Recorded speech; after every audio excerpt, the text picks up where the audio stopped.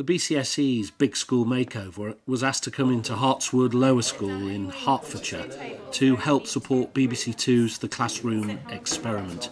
And what we did was mobilise our members, talk to young people and find out from teachers what they thought about their space. Doing seats here, the bad ones, how they're separated. Can I put that? Is that alright? I'm putting that.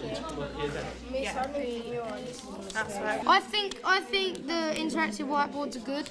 The chairs are uncomfortable. Bright colours, they make us feel better and like sort of like like posters with like smiley faces on it or something. They just make like you want to walk into a room and smile. Like They're big, they have a lot of light, and there's a bunch of posters. Okay.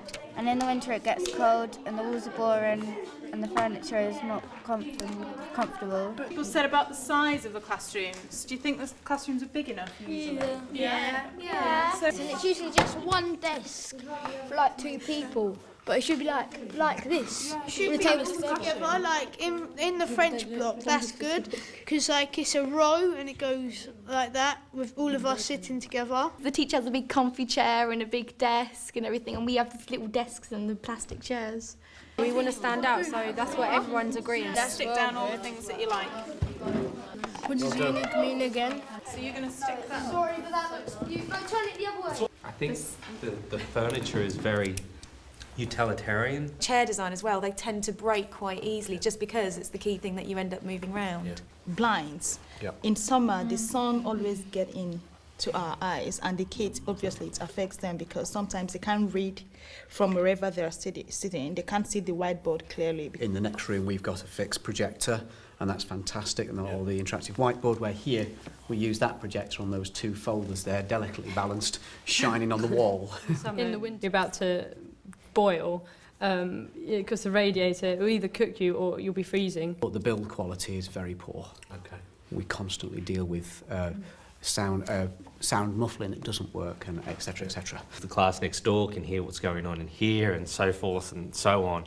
And the windows are open because the kids are baking. You can hear someone drumming away, and the kids are too distracted, or they're getting headaches because all you hear is boom, boom, boom, boom, boom, all the time. I've got about 7 filing cabinets in a room, and they're all grey. They've got graffiti on.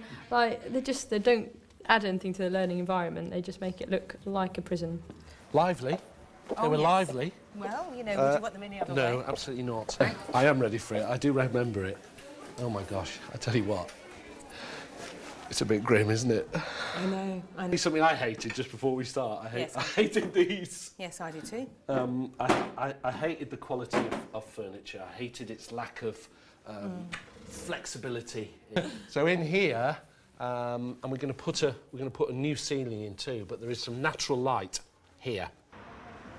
So you've seen the grim old space, and now in a matter of days, B.C.S.E members, our partners from Wilmot Dixon, transformed what I thought was a dull old space into something that you'll see is absolutely fantastic and supports teaching and learning. It's a huge improvement. It's very interesting how dead the sound is. It's very, very nice in terms of the sound. All the sound from the other classrooms is completely blocked out. And it just feels so much more spacious, but it also just feels so much nicer. It feels very kind of respectful of the learner, that this is a nice place for learning. I think the idea of having a nice large space like that, possibly for board work, would actually support teachers in using the board as a record of the lesson and encouraging children to relate different parts of the lesson together. This is the nicest learning space we've got in the school at the moment, I would say. It feels nice, it feels...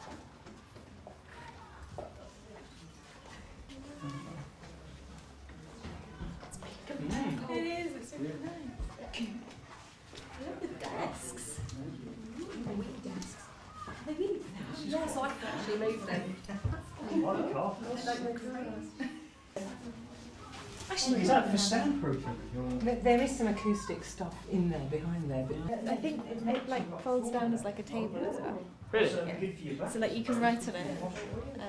It's a lot smoother. Obviously, you changed all the carpets and got rid of all the chewing gum and stuff. And I thought that is a good idea, but you don't realise how much of a difference it makes. And so you just go, this is lovely. I want to be in here and learn in here. Yeah, you do. Oh, it's comfy. You won't swing back. You can't swing back on these. You can't swing back on them. You can't swing back. You can swing forward. Yeah, you can rock on them. Then it makes a back arch, doesn't it? So. Yeah. So let's work individually. Let's work together. I wonder how much it all costs. Yes. That's the other question. It makes a difference though, doesn't it? Not having a dull walk into a bit of a dull room. Yeah. It's nice to have something a bit different. Right? Straight away, it can make them quite happy, wouldn't it? I wonder what this whiteboard thing is for.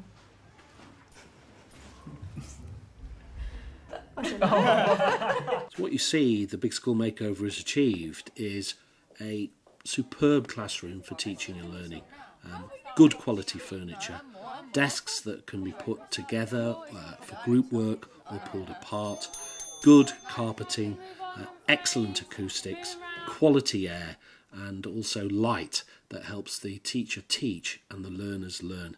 And I think also the big whiteboard has proved to be a very powerful central focus for learning in that classroom.